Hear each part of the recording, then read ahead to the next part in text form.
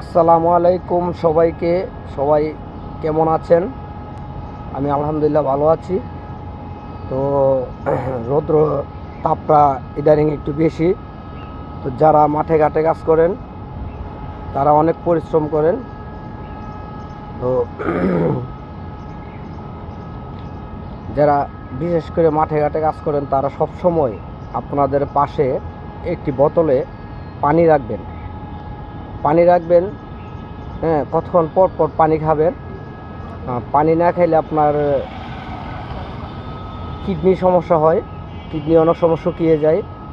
তো যত পারবেন বেশি পানি খাবেন, যত পারবেন বেশি বেশি করে পানি খাবেন। পানি খাইলে দেখা গেছে কি আপনার শরীরে যে কিডনিগুলো আছে এগুলো একটু তস পাবে, এগুলো সুস্থ থাকবে।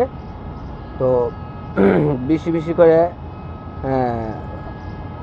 কতক্ষণ পর পর পানি খাবেন। মাঠে ঘাটে যারা বিশেষ করে এখন দানি লাগতেছে, হ্যাঁ, ধানের কাজ যারা করতেছেন, মাঠে কাজ করতেছেন, তারা খুব কেয়ারফুলি কাজ করবেন। হ্যাঁ, অত রৌদ্র বেশিক্ষণ থাকবেন না, এতে সমস্যা হইতে পারে।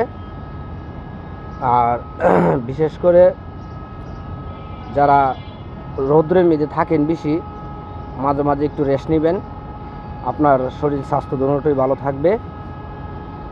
আসসালামু আলাইকুম।